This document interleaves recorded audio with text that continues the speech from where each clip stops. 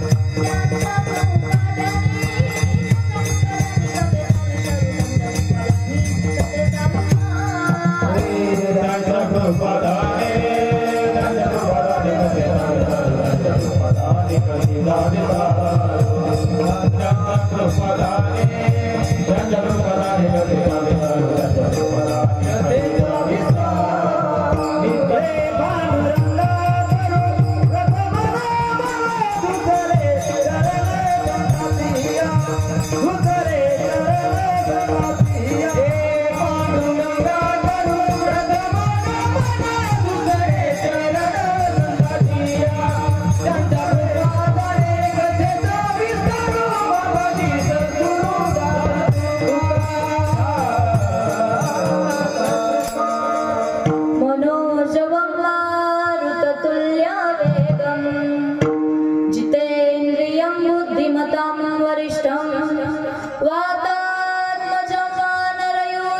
सौख्यं श्रीरामदूतं शरणं प्रपद्ये हे दुःखभञ्जन मारुतिनन्दन हे दुःखभञ्जन मारुतिनन्दन सुन लो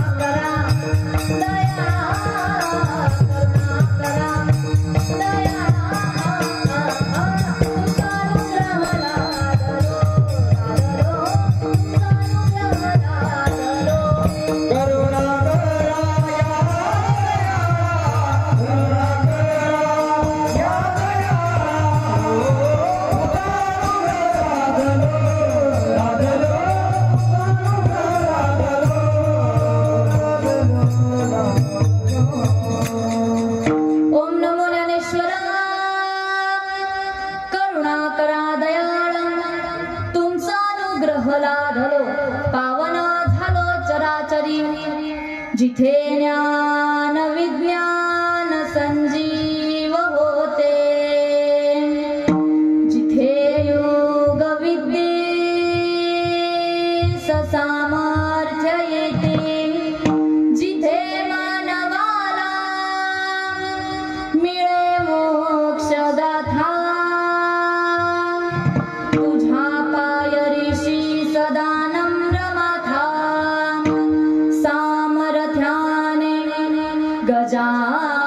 गजाननाचा सामर्थ्याने गजाननाचा संकट जाती माघारा गण गण गणात बोते गण गण गणात बोते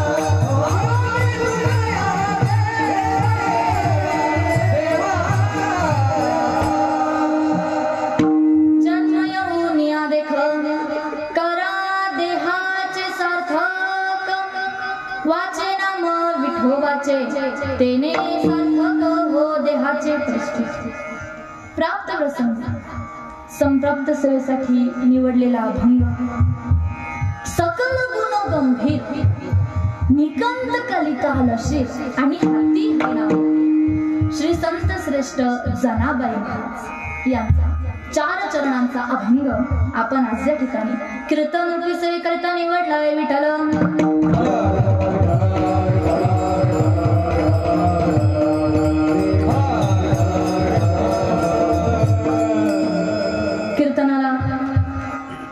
सुरुवात करण्यापूर्वी 2 शब्दांचा अल्पसा परिहार देणं अत्यंत अगत्य असतं. तर आज या ठिकाणी पांडुरंग परमात्म्याच्या कृपेने तथा तीर्थक्षेत्र धामना पूर्णा यांच्या संगमाने अर्थातच संगमेश्वर महादेव या ठिकाणी गेल्या 28 वर्षांपासून चालू असलेला हा अखंड हरिनाम सप्ताह खरं तर या गावाचा त्रिवेणी संगम म्हणजे मोजे निमखेडा बुद्रुक देऊळझरी आणि बोरखेडी चिंच या 3 गावांचा संगम खऱ्या अर्थाने या ठिकाणी झालेला आहे.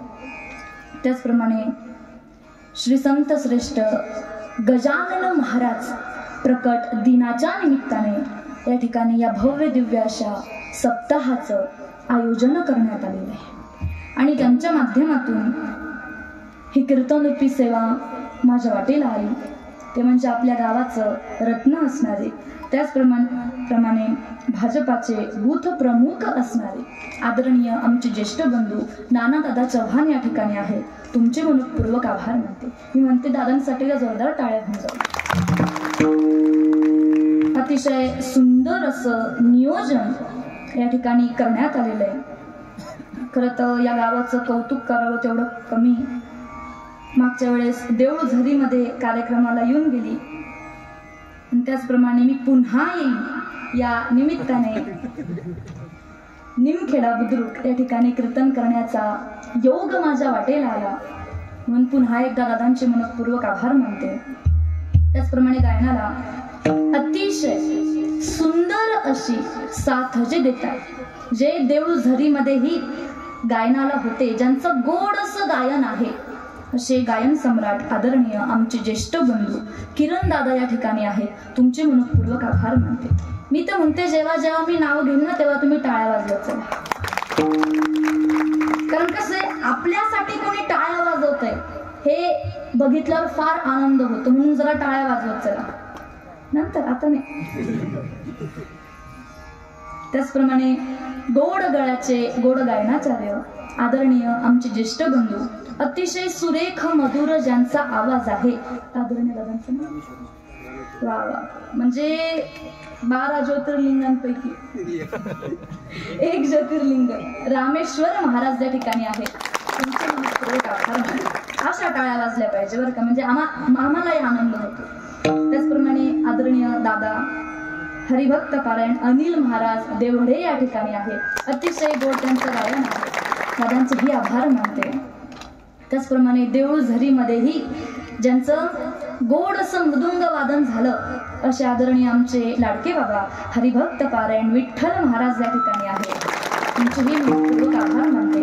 अतिशय गोड असं त्यांचं मृदुंग वादन आहे.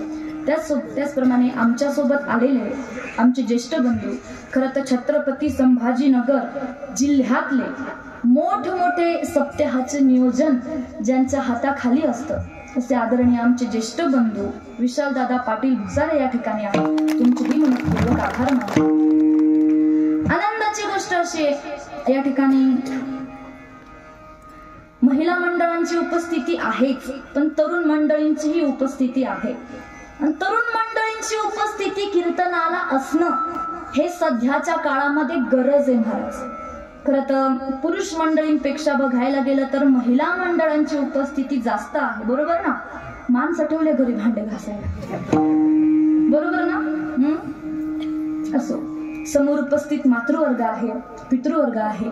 त्याचप्रमाणे आदरणीय खरं तर वेळात वेळ काढून जे या ठिकाणी कीर्तनाला उपस्थित आहेत असे आदरणीय आमचे देवडे महाराज या ठिकाणी आहे. तुमचेही मनपूर्वक आभार मानते. हरी महाराज बरोबर आदरणीय दादांचेही मनपूर्वक आभार मानते. त्याचप्रमाणे आमचे आदरणीय मिस्टर बाबू कुठे गेले हे बघितलंच नाही. खरं तर आदरणीय आमचे ज्येष्ठ बंधू मिस्त्री बाबा या ठिकाणी आहे. तुमचेही मनपूर्वक आभार मानतो. सुंदर अशी साऊंड सिस्टीम म्हणजे देतात. दादांचं नाव लिंबाजी ज्ञानाई साऊंड सिस्टीम. कसं आहे ते माझं जरा वय झालंय ना, मला ऐकायला कमी येतं म्हणून एकदा विचारलं परत.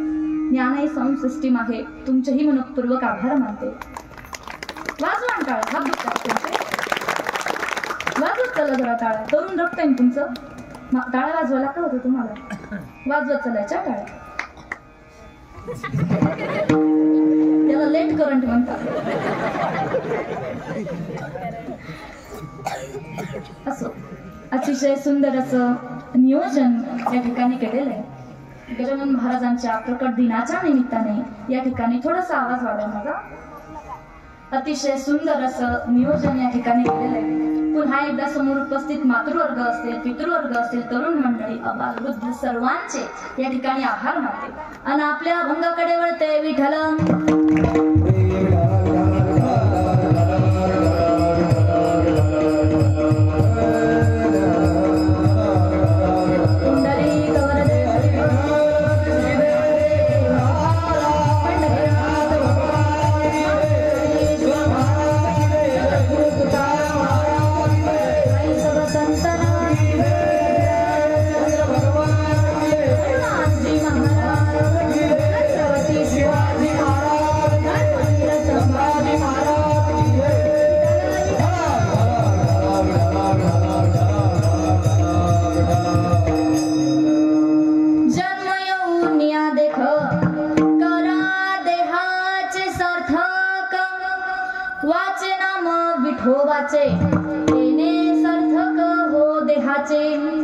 या संपूर्ण मृत्यू लोकामध्ये आपण जर नजर टाकली तर आपल्या एक गोष्ट लक्षात येईल. या मृत्यू लोकात जन्माला आलेला कोणीही असू द्या, ते जर का इथं जन्माला आले तर ते एक ना एक दिवस भांडण केल्याशिवाय राहणार नाही.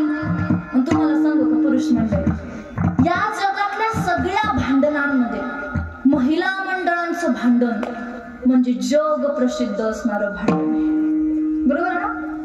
आणि महिला मंडळांच्या भांडणांमध्ये सासू सुनेचं भांडण म्हणजे जग प्रसिद्ध असणारं भांडण. बरोबर ना?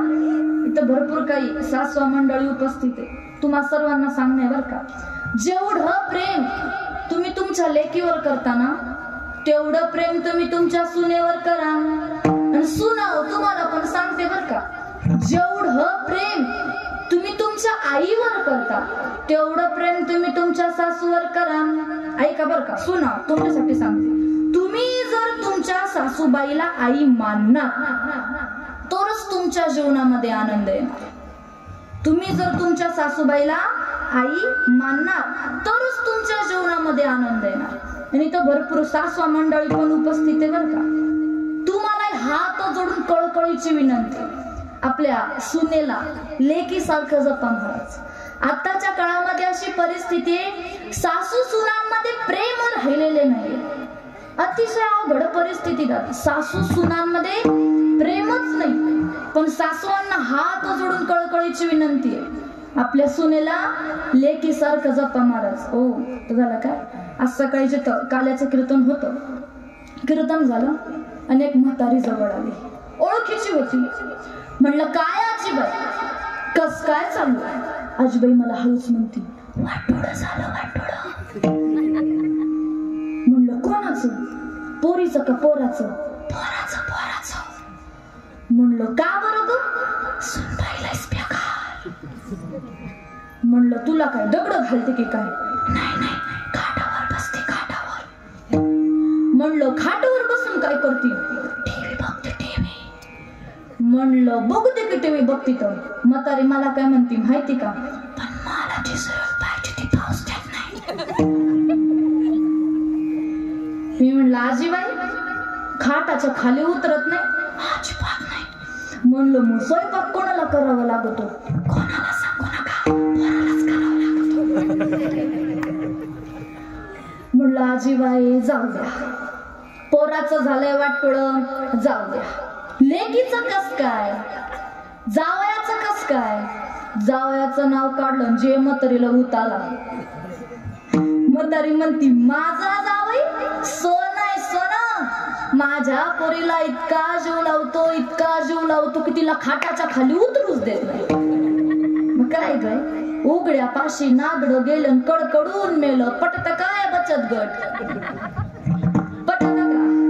जास्त नाही काय सांगणार. आपल्या सुनेला तुम्ही लेक म्हणा. झालं काय, एक सासूबाई रोज रिक्षात बसायची, म्हणजे रिक्षावाल्याला ती रोज मोठ काजू बदाम खायला द्यायची.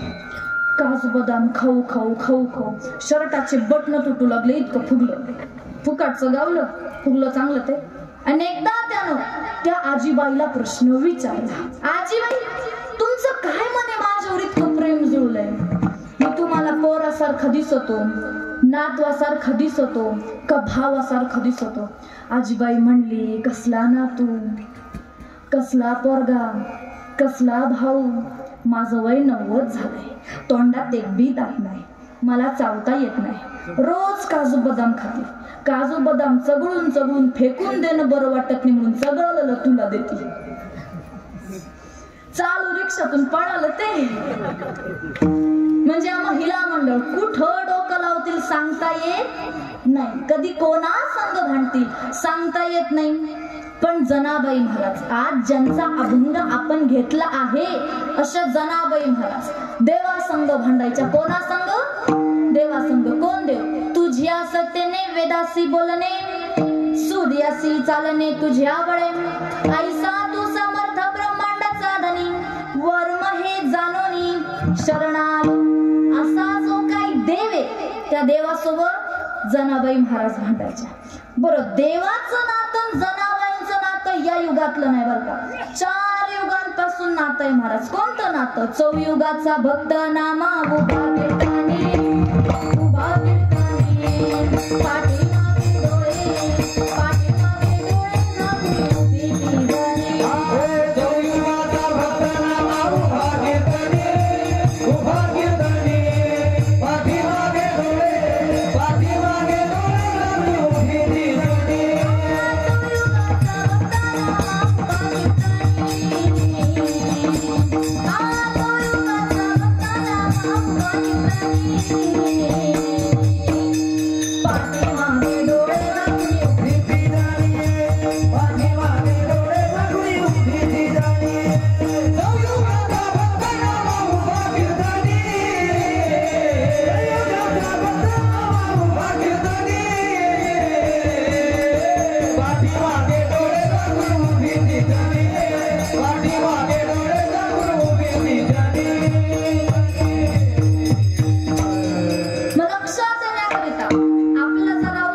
परंपरा लक्षात घ्यायची बर का, लक्षपूर्वक आहे का. इथं देव, जनाबाई महाराज आणि नामदेवराय या तिघांची त्रिकुटी करायची बर का, आपल्याला लक्षपूर्वक आहे का. तुकोबर आहे तेच नामदेवराय, नामदेवराय तेच तुकोबर आहे, गडबड करायची नाही. सतयुगामध्ये देवाचा पहिला अवतार नरसिंह अवतार, त्या युगामध्ये नामदेवराय प्रल्हादजी झाले आणि संत जनाबाई महाराज पद्मिनी नावाच्या दासी झाल्या. युग बदललं. पुढे कोणतं युग? सतयुग नंतर त्रेतायुग. त्या त्रेतायुगामध्ये देवा तू झाला राम राजा, आम्ही वानरांच्या फौजा. देवाचा अवतार प्रभू रामचंद्र, नामदेवराय अंगदजी झाले आणि संत जनाबाई महाराज मंथरा नावाच्या दासी झाल्या. युग बदललं, अवतारही बदलला. नंतर कोणतं युग? द्वापार युग. त्या द्वापार युगामध्ये तू झाला वनमाळी, आम्ही गोपाळांच्या मेळी. देवाचा अवतार कृष्णचंद्र, नामदेवराय उद्धवजी झाले आणि संत जनाबाई महाराज कुब्जा नावाच्या दासी झाल्या. युग बदललं, अवतारही बदलला. नंतर कोणतं युग?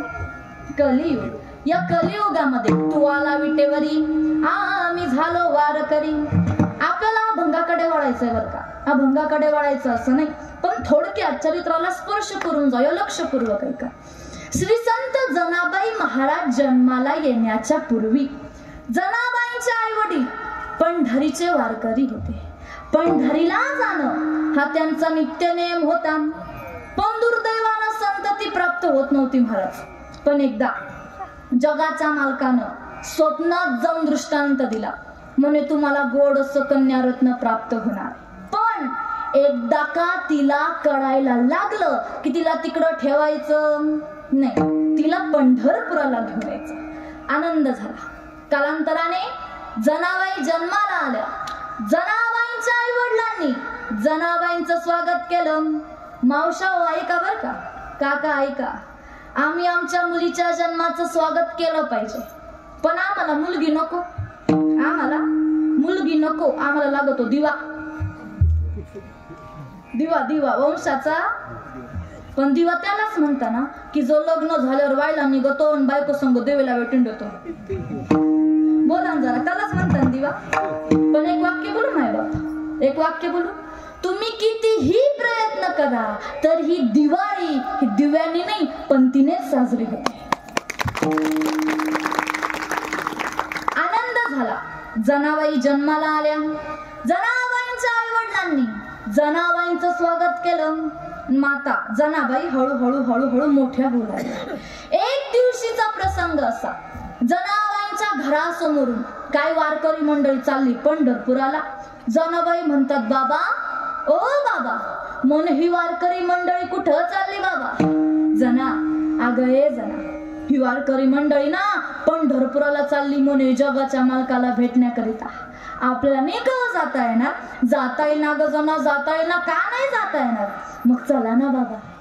बघा ना काय ती गोड वारकरी मंडळी, काय झेंडेकरी, काय टाळकरी, त्यांचं गोड असं भजन चालू आहे. आपल्यालाही भजन करायचंय बर का. चला बरं सगळ्यांनी आपले हात वरती करा.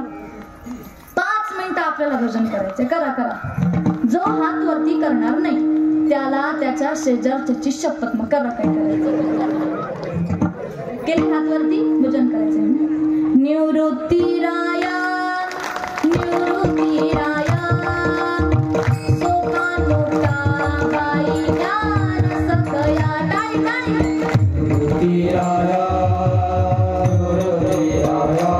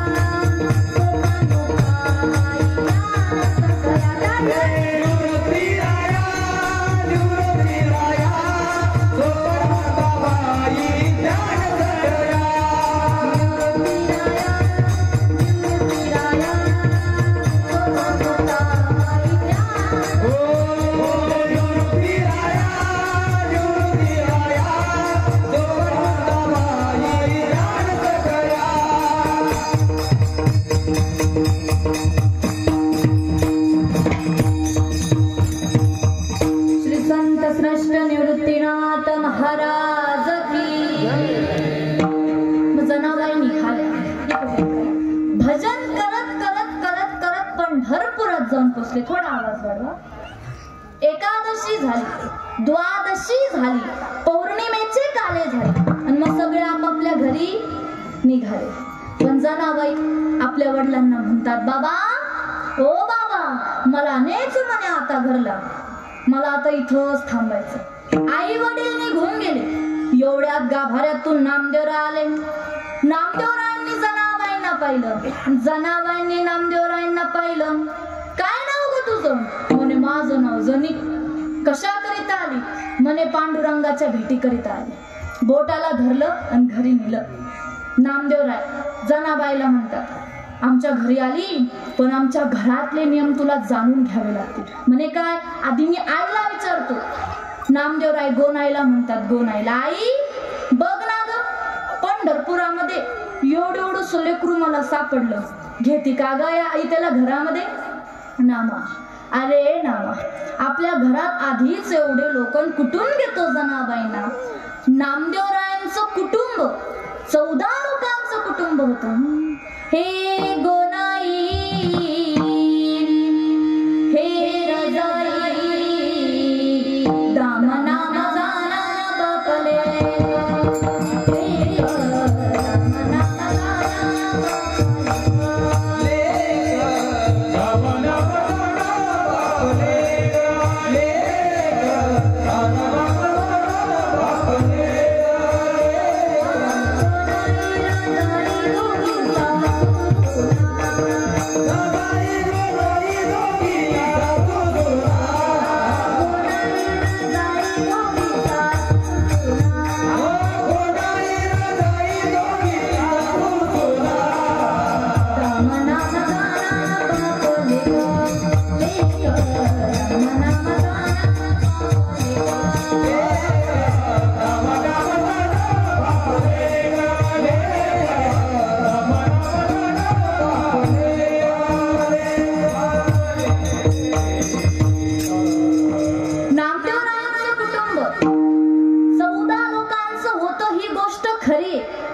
पुढे जाऊन सांगू.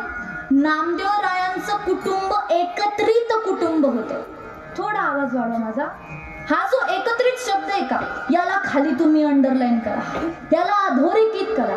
सध्याच्या काळामध्ये एकत्रित कुटुंब बघायला भेटत नाही. भावाभावांमध्ये प्रेम नाही महाराज, पण हात जोडून कळकळीची विनंती, भावाभावांमध्ये प्रेम राहू द्या. भावाभावांमधला जो जिव्हाळा आहे तो जिव्हाळा राहू द्या महाराज. बघा ना, ज्या रावणाने आपल्या भावाला पायाने हाताळलं त्याचं साम्राज्य नष्ट झालं. ज्या रावणाने आपल्या भावाला पायाने हाताळलं त्याचं साम्राज्य नष्ट झालं. आणि ज्या प्रभू रामचंद्रांनी आपल्या भावांना सांभाळलं त्यांचं रामराज्य निर्माण झालं. याकरता भावाभावांमध्ये प्रेम असणं गरजेचं आहे. अनेक गोष्टीचा विचार करा. भावाभावांमध्ये सध्या जे भांडण लागले ते कशामुळे लागले? बोलत चला जरा. एकमेकांच्या शेतासाठी भांडताय. बरं किती एकरासाठी भांडताय? 10 एकरासाठी. आईच्या पोटामध्ये असताना वीतभर पण जागा नव्हती हो, तेव्हा आपण भांडलो नाही, आणि आता भांडतोय. तुम्हाला सांगू, भावाभावांना जर वाटणी करायची ना, तर संपत्तीची करण्यापेक्षा विपत्तीची वाटणी करा, तरच भावाभावांमधलं प्रेम टिकून राहील महाराज. नामदेवरायांचं कुटुंब एकत्रित कुटुंब होतं. जनाबाईंना एकत्र घेतलं, आता सगळे जण एकत्र राहत आहे महाराज. माता जनाबाईंचं सगळ्यात पहिलं काम पहाटे 3ला उठावं. कितीला? पहाटे 3ला. तेव्हाची जनाबाई पहाटे 3ला उठायची. कितीला? पहाटे 3. आणि तुमच्या जनाबाई काय उठवते आजी? तुम्ही आजी का?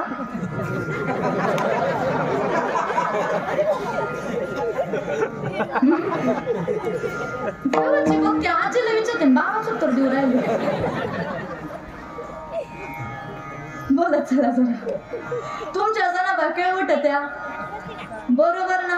म्हणजे तेव्हाची जनाबाई पहाटे 3ला उठायची आणि आताची जनाबाई 9-10ला उठती आणि दात ना घासतात चहा पिते दादा.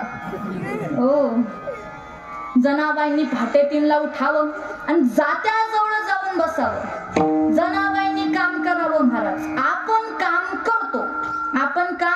करतो यात विशेष नाही. जनाबाईंनी काम केलं, आपण काम करतो यात काही विशेषच नाही महाराज. आता सध्या प्रत्येक गोष्टीला मशीन आहे महाराज. बघा तुम्ही, प्रत्येक गोष्टीला मशीन. कांदा कापायला मशीन, चपात्या लाटायला. हे पण इथं जुन्या आजा बसले, यांना विचार, आजा मला सांगा, पूर्वी तुम्ही कपडे धुवायला कुठं जायचे बरं? तुम्ही बोलू नका. कुठं जायचे तुम्ही? नदीवर जायचे ना. पण आता कपडे धुवायला, चपात्या लाटायला, आंघोळ करायला अहो निघालाय म्हणून सांगते. आमच्या नाशिककडं निघाला. झालं का? गावाकडचं पाहून शहराकडे गेलं.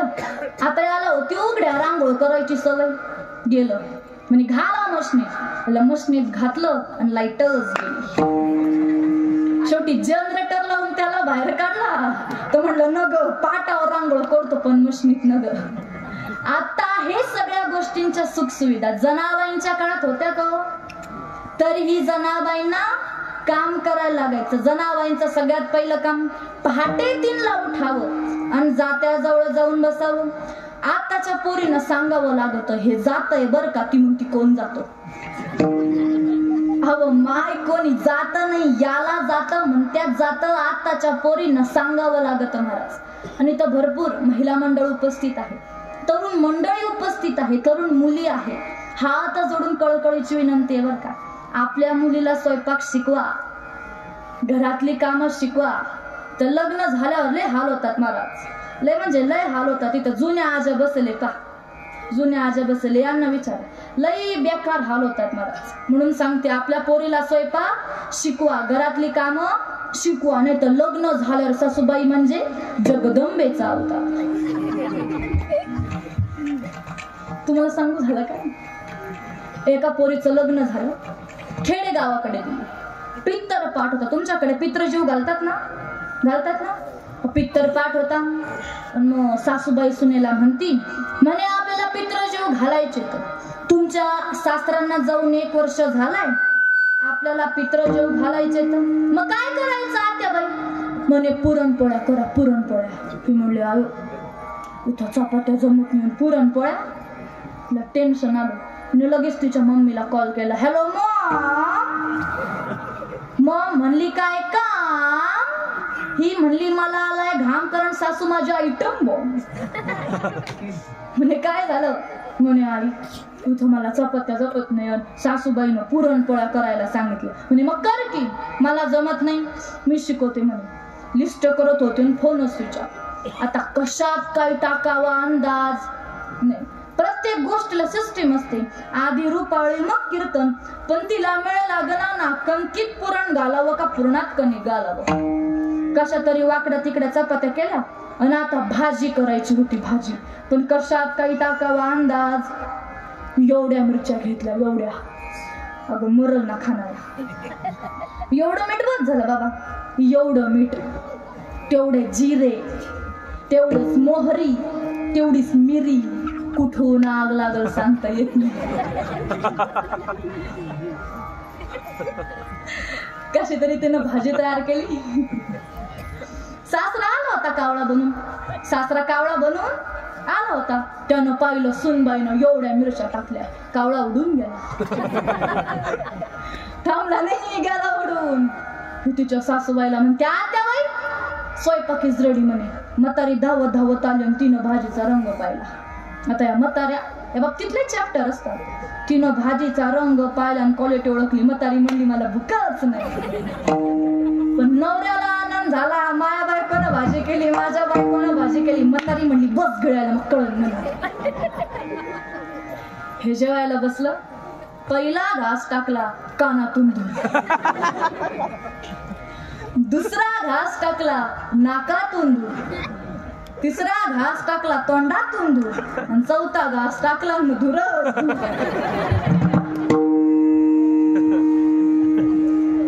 तिच्या नवऱ्याला म्हणली काय व कशी झाली भाजी? हा म्हणला जगातच 1 नंबर न देऊ का थोडी? नग दुसऱ्या दिवशी एकटच खो खो विठ्ठल विठ्ठल.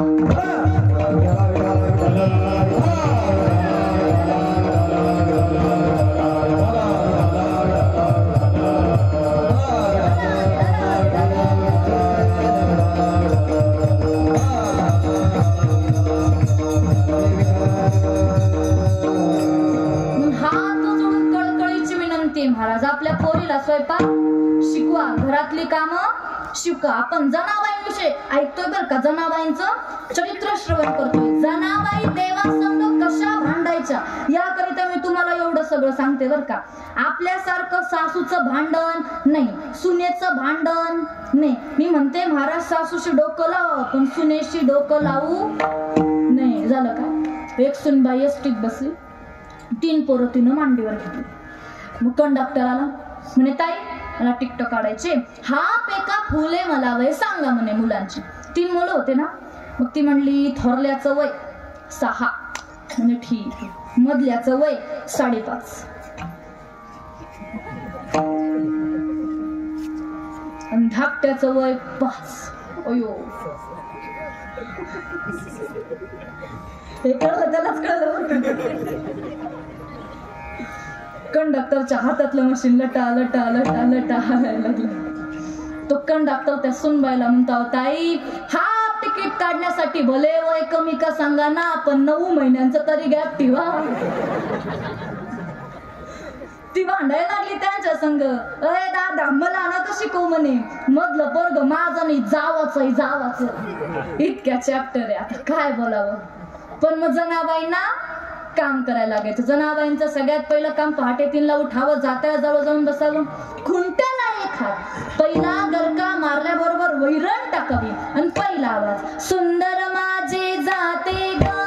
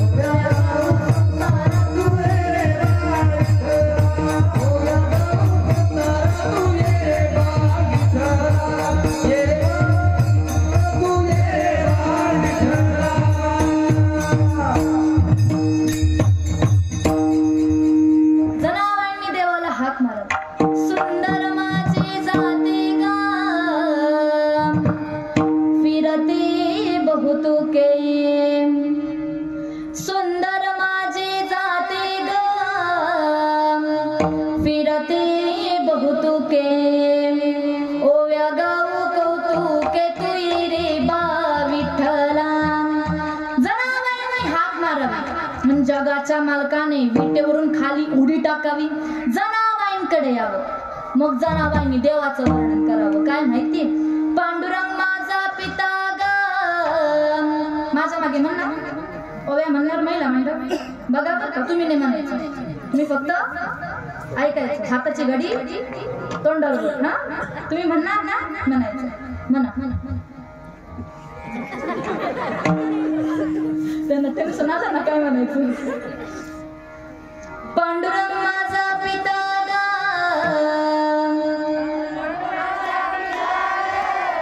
नागच्या बापल्या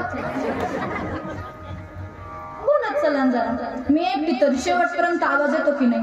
हा तुम्हाला म्हणायला काय होतंय बघा बरं का, मी प्रत्येकाला 1-1 रुपया देणार आहे बक्षीस. आणले मी तेवढे, काय विषय. म्हणा, पांडुरंग माझा पिता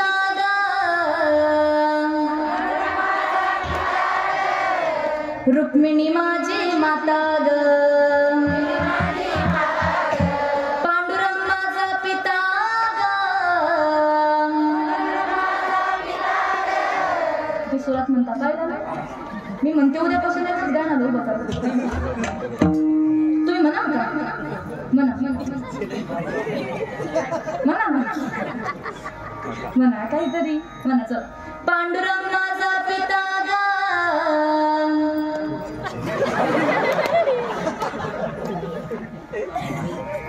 कोण जिंकलं?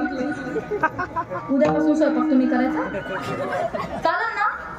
मला कॉल करायचा, यांनी नाही केला तर चालेल ना? म्हणणार ना मागचे म्हणणार ना सगळे. मी तर म्हणते यांच्यापेक्षा तुमचा आवाज जास्त आला पाहिजे. म्हणा, पांडुरंग माझा पिता ग.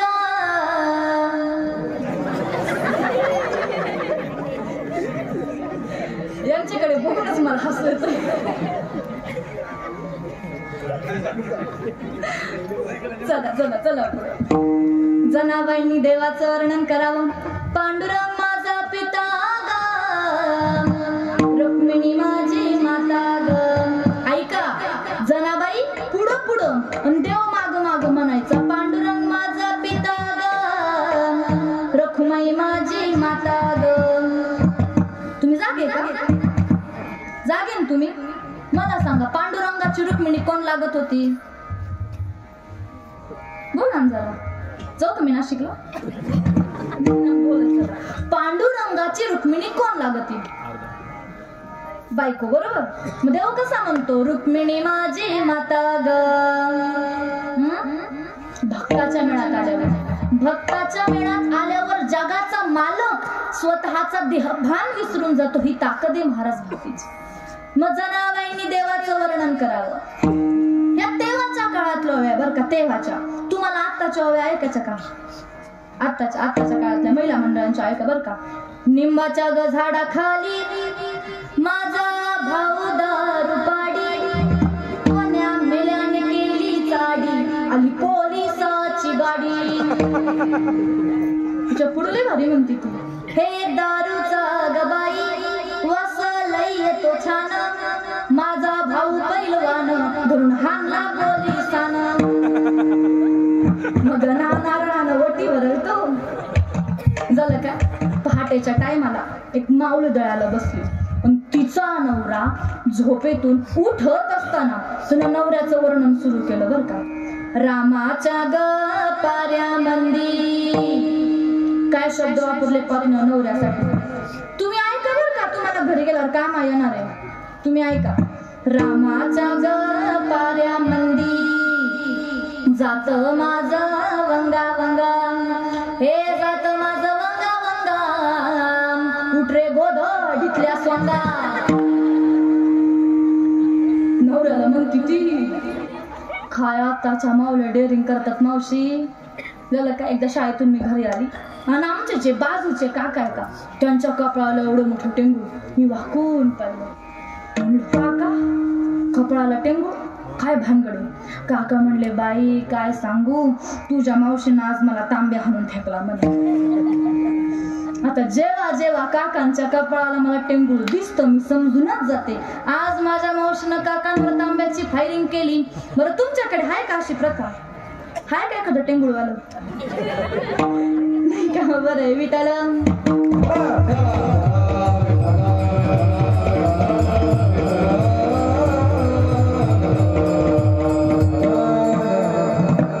मग जनाबाईंनी बोलवावं आणि देवानं काम करावं. देव आणि जनाबाई काम करतोय महाराज. बरं अजून काय काय कामं केली बरं देवानं? झाडलोट करी जमीन,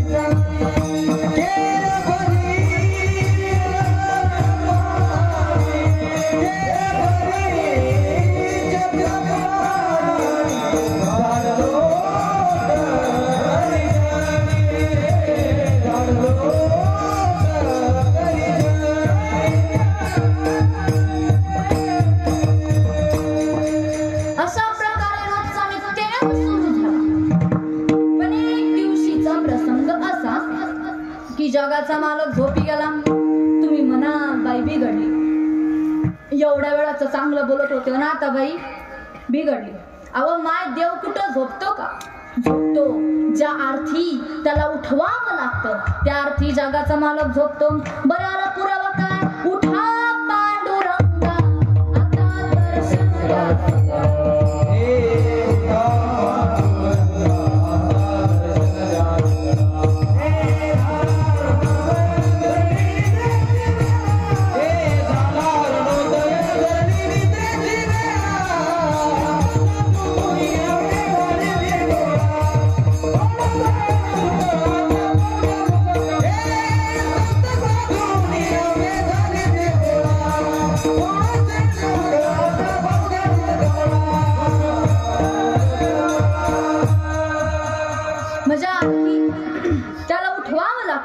त्या अर्थी जगाचा मालक झोपतो. मग देव झोपी गेला. पण गडबड अशी झाली की इकडं काकड्यावाली मंडळी हजर झाली पंढरपुरामध्ये मंदिरामध्ये. पण मग आता ती काकड्यावाली मंडळी आपल्यासारखी नव्हती बर का. वायरी गळालेली, फ्यूज उडालेली, फाउंडेशन हलणारी, आखीच्या आखी डीपी जळालेली आपल्यासारखी नव्हती. आपल्यासारखे चार चौघ नव्हते. तिकडे भन्नाट गर्दी झाली होती. कुठून कुठपर्यंत? वाळवंटापासून महाद्वारापर्यंत,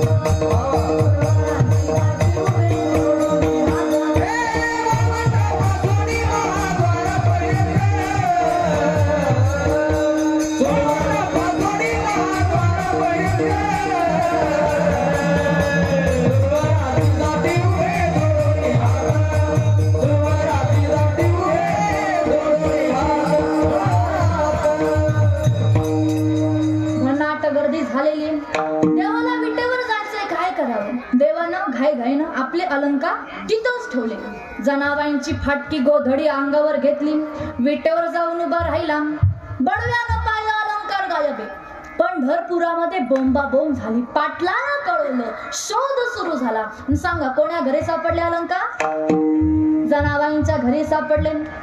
पाटील जनाबाईंना म्हणतो, अरे देवाची भक्ती करताना आणि त्याचे अलंकार चोरता शोभत का म्हणे तुम्हाला?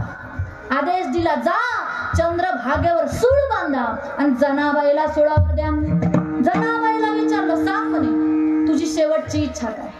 जनाबाई म्हणली, एकच इच्छा, फक्त पांडुरंग परमात्म्याचं दर्शन घ्यायचं. पांडुरंगासमोर उभी केली.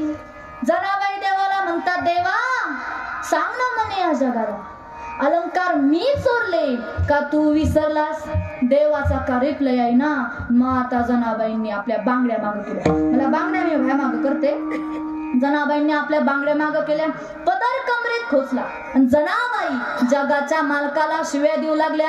अरे अरे विट्या विट्या मूळ मायच्या कार्ट्या, तुझी रांड रणकी झाली, जन्म सावित्री सुळालेली. जगाच्या मालकाशी भांडू लागले. देवा तुला आतापासून ओळखत नाही. अनादी काळापासून तुला ओळखते. 4 युगांपासून तुला ओळखते. तू माझाच नाही, अनेकांचा छळ केला. कोणाकोणाचा केला? पुण्यवंत पाताळ लोकी नेला, पुण्यवंत पाताळ लोकी नेला, पुण्यवंत पाताळ लोकी नेला, पुण्यवंत पाताळ लोकी नेला. दरिद्र भाग्यवंत केला, तो भाग्यवंत केला. बहुमान वाढविला, बहुमान वाढविला.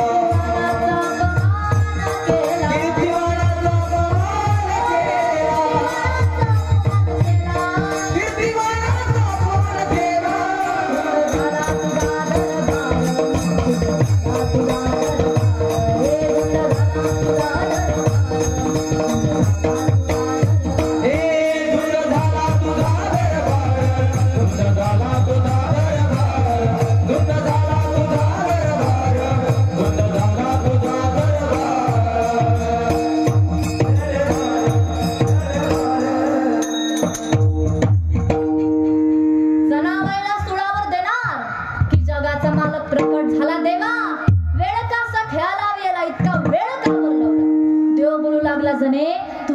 अधिकार काय ना तो मला या जगाला सांगायचा आहे. तात्पर्य अर्थ जनाबाईंचा अधिकार इतका श्रेष्ठ आहे, जगाच्या मालकाने प्रकट व्हावं आणि जनाबाईंचा अधिकार लोकायला सांगावा. विठ्ठल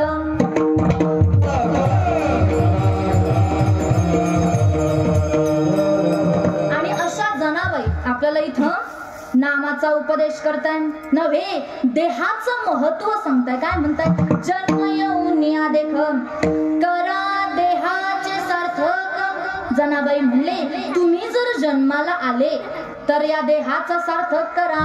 का बरं करा? कारण मनुष्य देह मिळणं दुर्लभ आहे. मनुष्य देह दुर्लभ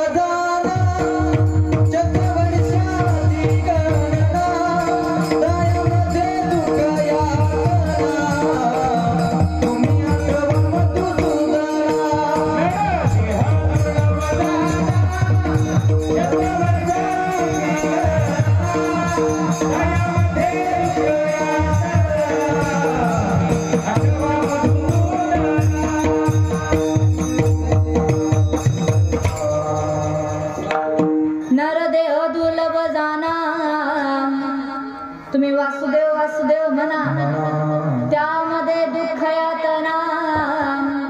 तुम्ही आठवा मधुसूदना, तुम्ही वासुदेव वासुदेव म्हणा, तुम्ही वासुदेव वासुदेव म्हणा.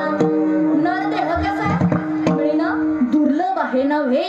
दुर्लभ गोष्टींमध्ये मनुष्य देहाला प्रथम प्राधान्य दिलेले. याकरिता जनाबाई म्हणतात तुम्ही या देहाचं सार्थक करून घ्या. अभंगाच्या प्रथम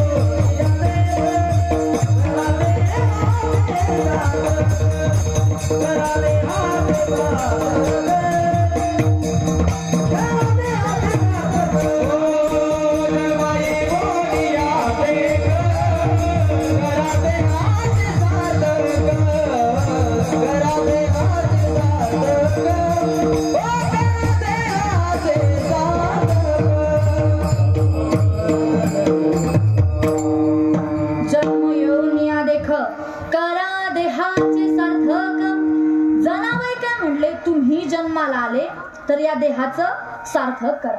पण खालच्या साधक मंडळींनी जनाबाईंना शंका विचारली. जनाबाई तुम्ही म्हणताय जन्माला आले देहाचं सार्थक करा, पण देहाचं सार्थक केलं नाही तर जमणार नाही का? म्हणे अजिबात जमणार नाही. का जमणार नाही? नाथ महाराज वर्णन करून सांगतात हे जरी नाही काल तरी तुकारा येईल, हे जरी नाही काल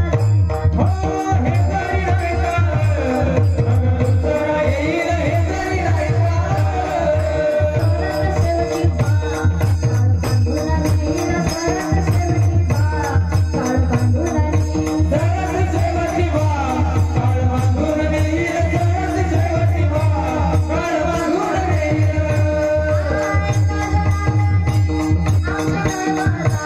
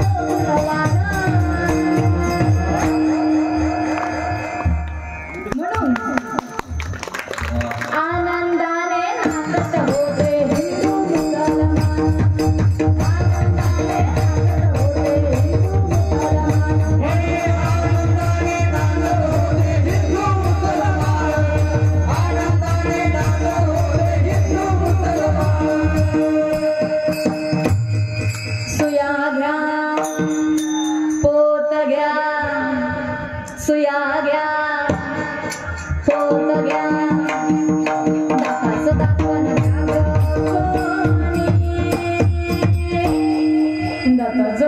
घ्या ग कोणी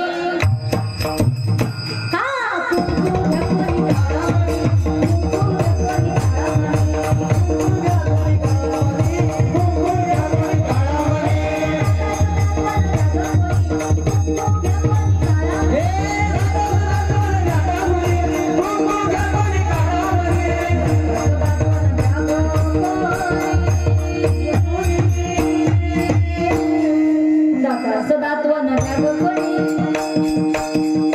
हा कुंकू घ्या कोणी काळामणी कुंकू घ्या कोणी काळामणी कुंकू घ्या कोणी काळामणी कुंकू घ्या कोणी काळामणी दातवण घ्या ग कोणी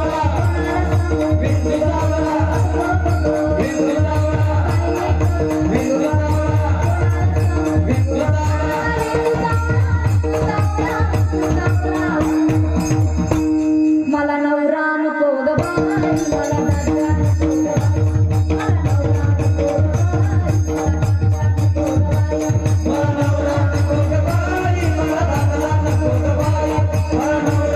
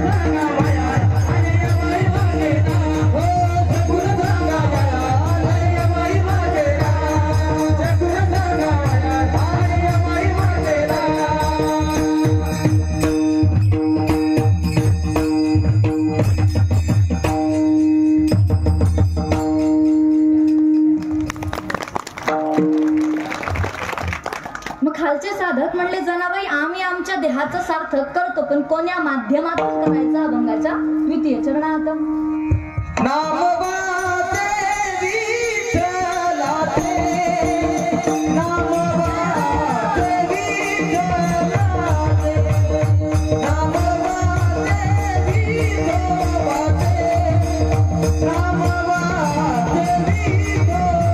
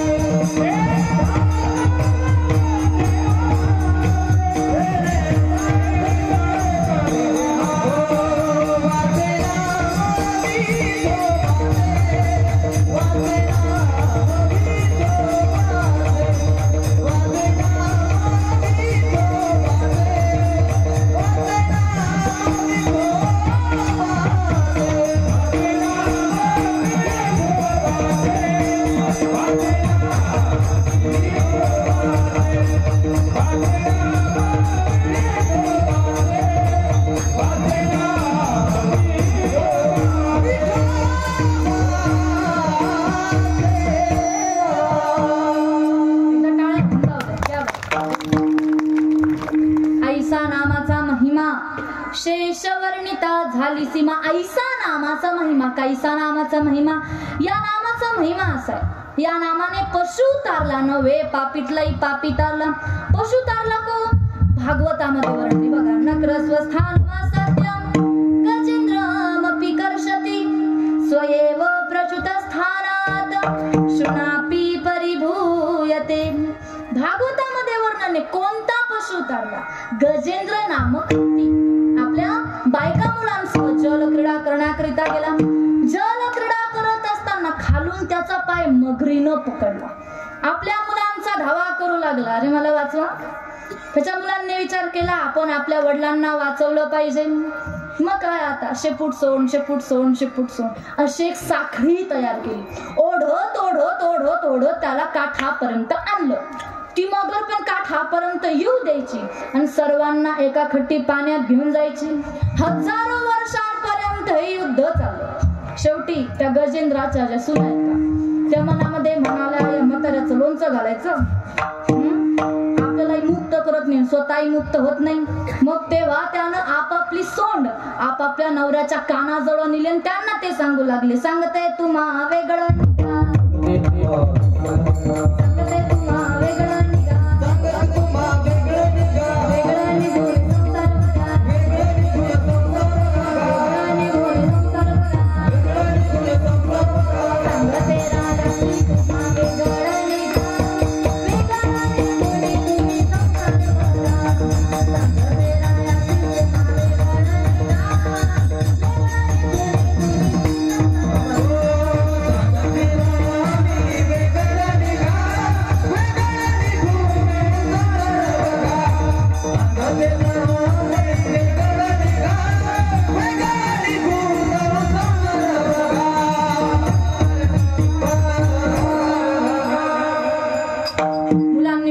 आपण गेलो पाहिजे.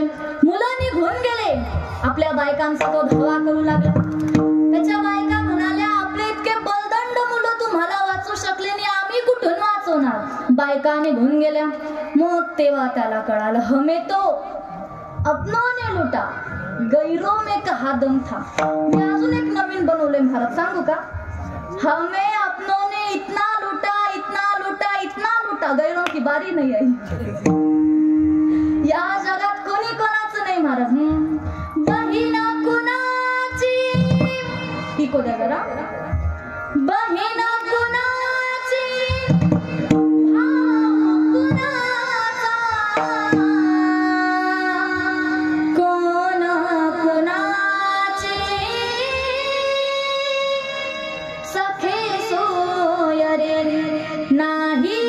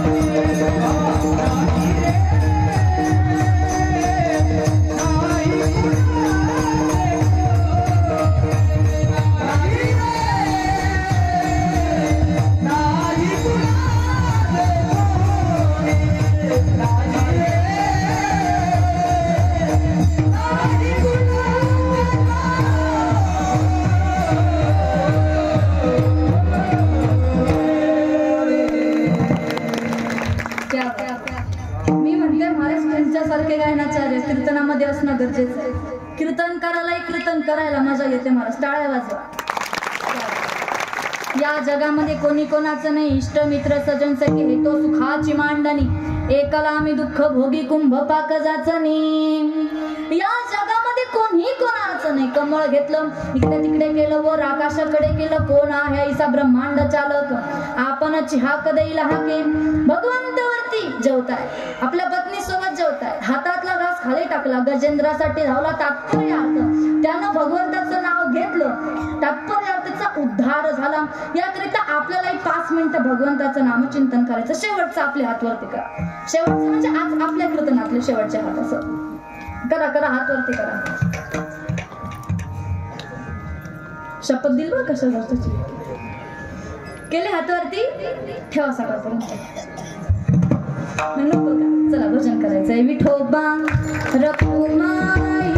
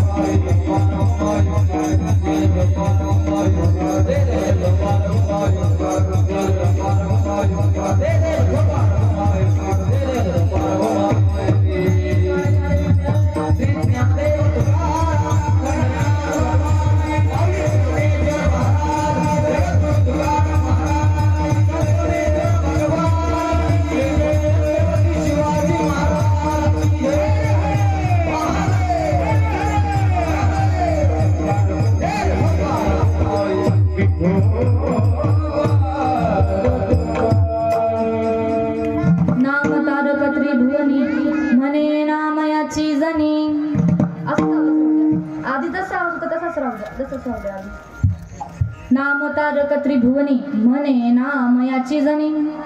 भगवंताचं नाव घ्यायचं, पण कोणतं घ्यायचं? भगवंताचे नाव काही कमी का? विष्णू सहस्रनाम सर्वांना माहिती. त्याच्यामध्ये श्लोक आहे बघा. क्षीरोदन्वत् प्रदेशे शुचिमने विलसत् सैकते मोक्तिकानां माला क्लुप्तासनस्थ स्फटिकमने निभैर्मोक्तिकैर्मण्डितांगहां शुभ्रैरभ्रैरभ्रैरुपरविरचितैर्मुक्त पीयूषवर्षैः आनन्देन पुण्ययादलिनलिन गदा शङ्खपाणिर्मुकुन्दः. देवाला तो कोब्बरांना माहिती डोक्यावरून जाणार म्हणून तो कोब्बरांनी सोपं नाव सांगितलं. रामकृष्ण हरी विठ्ठल केशवा मंत्र हा जपावा सर्व काळ आणि हे नाव तीनही भुवनांना तरणारे अभंगाच्या अंतिम